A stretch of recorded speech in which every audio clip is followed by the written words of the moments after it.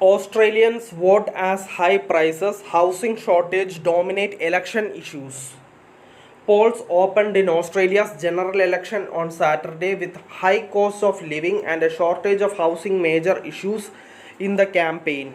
Voting across the nation, the size of three time zones spanning 2 hours will continue from 8 am 22:00 GMT Friday until 6 pm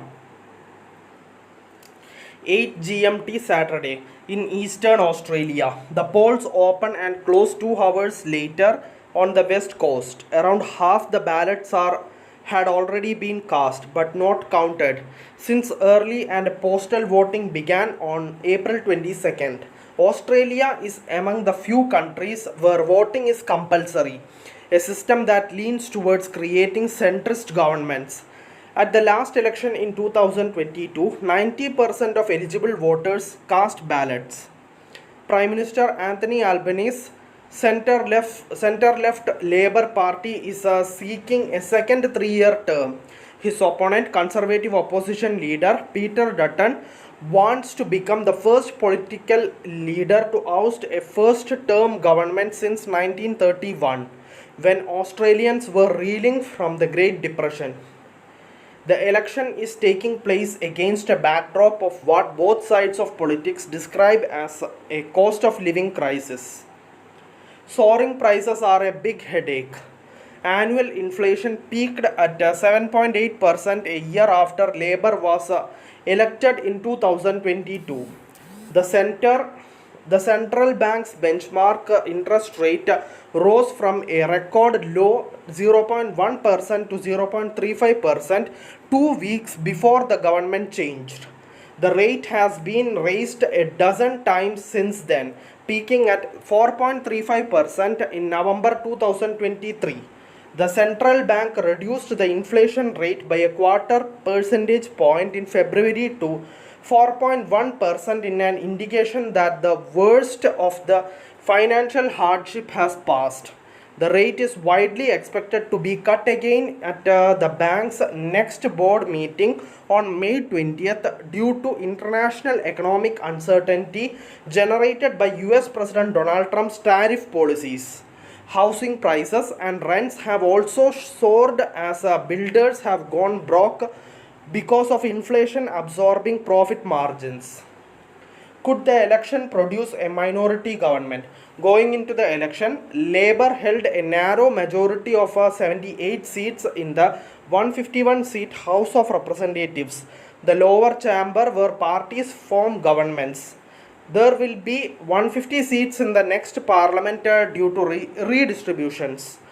Dutton's Conservative alliance of parties, known as the Liberal National Coalition, held 53 seats in the last parliament and a record high 19 lawmakers were not aligned to either the government or the opposition. Monash University political scientist Zaran Ghazarian said the major parties were gaining a smaller proportion of the votes at each election in recent decades, which was benefiting independent candidates and those representing minor parties. If the trend of votes shifting away from major parties that was evident at the 2022 election continued at Saturday's election, the result could be a rare minority government. There was a minority government during World War II and the next was during a 3-year term after the 2010 election. This elections are going to be a real test of whether what we saw in 2022 is a sign of things to come or whether the 22nd election was just a one-off flash in the pan, Ghazarian said. Party leaders usually concede defeat and claim victory on election day. But in the last minority government, key independent lawmakers announced they would support a Labour administration 17 days after the polls closed. Changing demographics. Both campaigns have focused on Australia's changing demographics. The election is the first in Australia in which baby boomers born between the end of World War II and 1964 are outnumbered by young voters. Both campaigns promised policies to help first home buyers buy into a property market that is too expensive for many. A major point of difference is energy. The opposition has promised to build several government funded nuclear power plants across Australia that would begin generating electricity from 2035.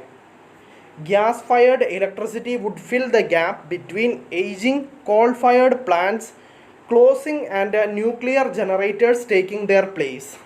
Labour plans to have 82% of Australia's energy grid powered by renewables, including solar and wind turbines, by 2030, and to rely less on gas. Thank you for listening. Thank you for watching. Thank you, everyone. Bye.